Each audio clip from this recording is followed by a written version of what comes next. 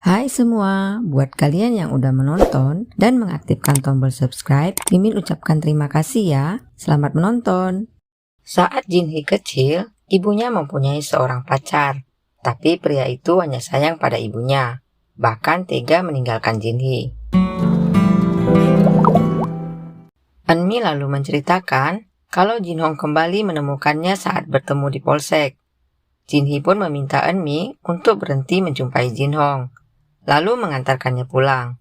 Jinhong pun masih syok yang membuatnya cekukan. Saat tiba, Jinhee pun diam pada ibunya. Saat ibunya akan berbicara, tiba-tiba ada laporan masuk yang membuat Jinhee pun pergi. Eunmi pun melihat HP-nya karena ingin menghubungi Jinhong, lalu sadar kalau dia tidak punya nomornya. Jinhee yang masih penasaran pun tidak menghiraukan perkataan Pak Cha dan petugas Ho, dan malah ngomong sendiri, yang membuat mereka bingung. Lalu petugas Ho berkata, mungkin kita terlalu kejam padanya. Jinhee pun menemui Jaewon dengan gaya santainya, yang membuat Jaewon menegurnya. Jinhee lalu bertanya apa dia yakin saat memeriksa HP Jinhong tidak ada yang mencurigakan. Jaewon berkata, kalau kau dapat izin darinya akan kuceritakan. Saat akan pergi, Jinhee tanpa sadar menarik Jaewon. Karena melihat Pak Cha, Ho dan Sojin, Jinhee pun meminta maaf. Jinhong masih syok dan teringat perkataan Pak Cha, juga saat Jinhee akan memukulnya. Dan saat pertama kali melihat Eunmi kembali, Jinhong merasa kesal karena telah mengatakan Jinhee ceroboh dan cuek pada Jinhee. Hal itu membuat Jinhong linglung, hingga tanpa sadar kakinya terluka terkena meja. Eunmi pun menceritakan kejadian itu pada Mijung, yang membuatnya marah. Eunmi lalu bertanya, segitu bencikah dia pada Jinhong? Mijung balik bertanya apa dia menyukainya. Eunmi mengatakan kalau dia tidak menyukainya, tapi merasa kalau Jinhong tidaklah menyebalkan, dan ada kemungkinan menjadikannya pacar, yang membuat Mijung mengingatkannya. Eunmi pun berkata kalau Mijung tidak tahu apa-apa, sehingga membuat Mijung semakin marah dan meminta untuk mengakhirinya, karena Mijung takut kalau mereka pacaran lalu putus, pasti akan membuat Jinhee terluka, dan dia tidak mau melihat Jinhee terluka. Eunmi pun berkata, kalian pasti takut kalau aku dipukuli. Mijung pun mengancam kalau sampai itu terjadi, salah satu dari mereka akan mati dibunuhnya. Saat pulang dinas, Jinhee melihat sebuah topi di bawah lampu yang dilaporkan itu. Lalu datang dua orang pelajar pria dan wanita yang mengejeknya. Pria itu berkata kalau itu topinya. Saat pria itu berterima kasih, gadis itu malah melarangnya. Jinhee lalu bertanya kenapa masih pagi tapi mereka tidak ke sekolah. Tapi remaja itu malah melawan Jinhee dan pergi. Jinhee pun mengingatkan Jinso untuk menjemput ibunya nanti. Tapi Jinso meminta bayaran, sehingga Jinhee berkata kalau begitu bayar makan dan kamarmu. Jinso melihat gaya kaki Jinhee yang santai, lalu meminta Jinhee untuk memesan sebuah blazer, karena limit kartunya akan habis. Dan dia berjanji akan menjemput Eunmi pulang setiap malam, memasak dan membersihkan rumah. Jinhee lalu memesan dan meminta Jinso untuk menggorengkan telur. Jinso bertanya apa pria yang dilihatnya adalah pacar Eunmi. Jinhee menjawab hanya cinta pertama. Ternyata menggoreng telur pun Jinso tidak bisa, tapi Jinhee sudah membayar blazernya. Saat pulang, Eunmi pun melihat ke sekelilingnya, tapi Jinso yang muncul menjemputnya, karena ternyata Jinhong sedang sakit. Pagi hari, Eunmi kembali melihat dari jendela dan berpikir kalau Jinhong pasti kabur setelah mengetahui kalau dia punya seorang putri. Saat melihat Eunmi, Dr. Park yakin kalau yang difoto itu adalah Eunmi. Dr. Park pun berkata, mungkin dia tahu diri, sehingga menghindariku. Pagi hari, Eunmi acak-acakan karena tidak bisa tidur, dan menjadi mudah emosi. Jinhee lalu bertanya apa Jinso menjemputnya tepat waktu. Tapi Eunmi berkata, aku tidak akan menemuinya, jadi berhentilah mengawasiku. Jinhee pun mengatakan kalau dia cemas karena kasus pembunuhan itu, bukan yang lain. 자지 말라고.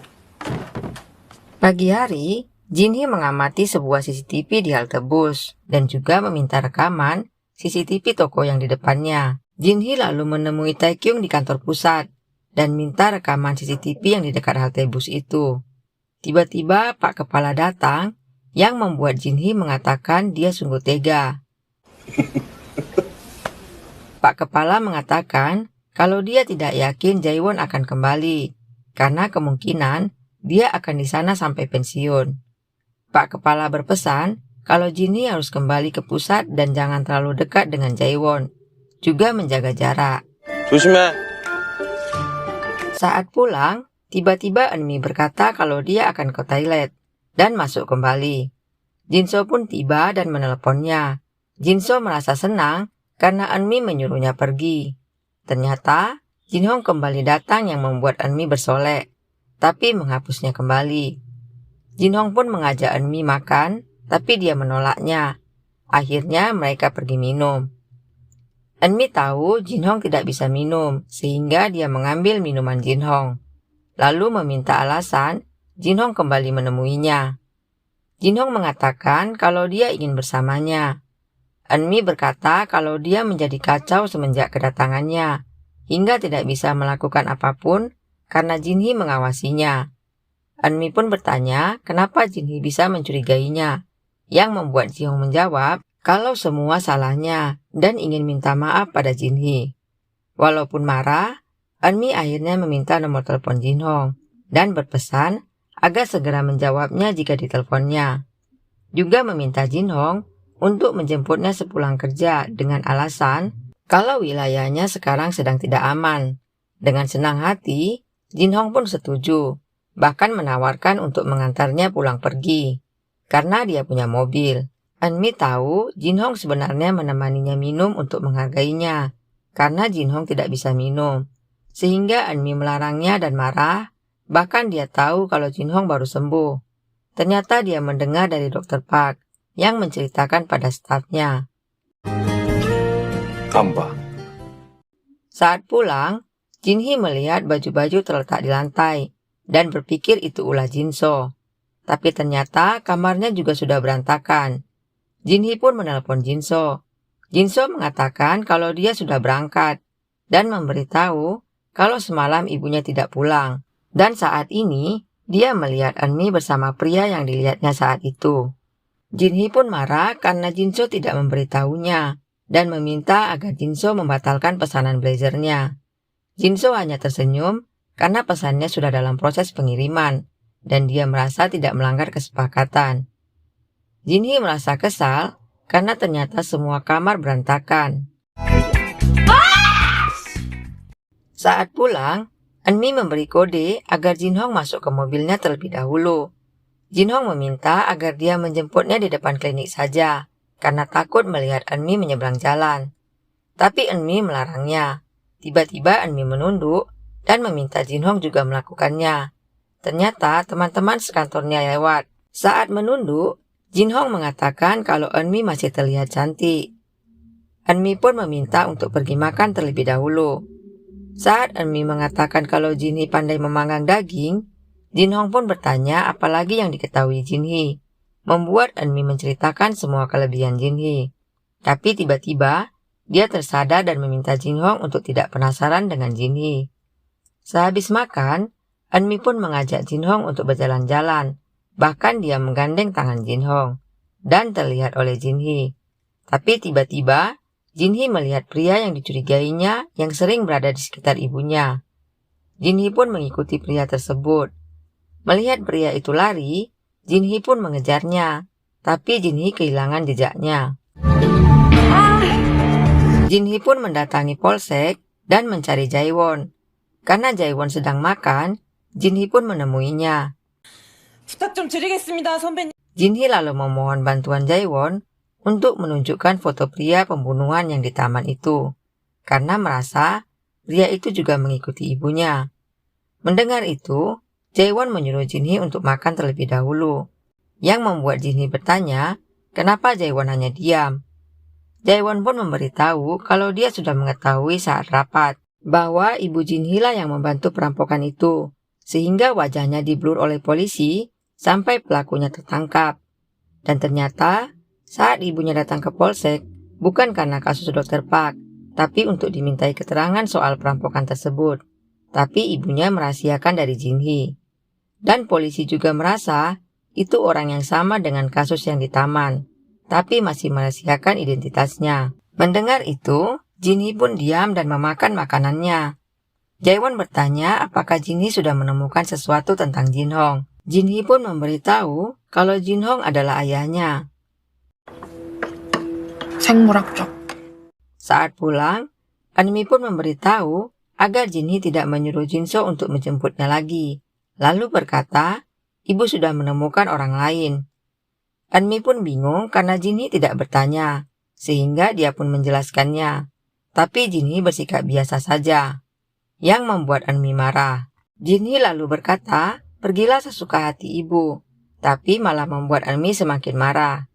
Jinhee pun mengatakan kalau dia tidak mau menjadi kotoran ikan mas, yang membuat Eunmi teringat saat Jinhee masih kecil dia selalu gagal menikah karena mempunyai seorang anak.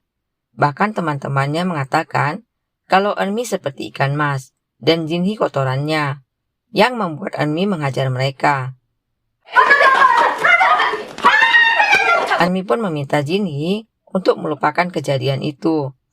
Tapi Jinhee menangis karena mengingat setiap ibunya putus, pastilah karena dia, dan ibunya akan menangis berhari-hari. Jinhee berkata setiap dia melihat ibunya menangis, dia menyesal telah dilahirkan. Untuk itulah dia berusaha agar bisa melakukan semuanya, dari mulai memasak dan melakukan pekerjaan rumah sendiri. Ternyata Jinhong sudah di depan pintu dan mendengarnya. Jinhee mengatakan kalau dia merasa semua karena kesalahannya. Eunmi pun marah karena tahu selama ini Jinhee memendamnya sendiri dan tidak memberitahunya. Eunmi berkata kalau Jinhee memiliki sifat yang sama dengan Jinhong. Jinhee mengatakan, kalau sama kenapa ibu tinggal bersamaku? Seharusnya ibu mengirimku padanya. Jinhee pun hendak pergi, yang membuat Jinhong terantuk pintunya. 디저트 사준 걸 두고 갔길래 그냥... Kebetulan, Jinso juga datang. Jinhee pun mengajak Jinso pergi.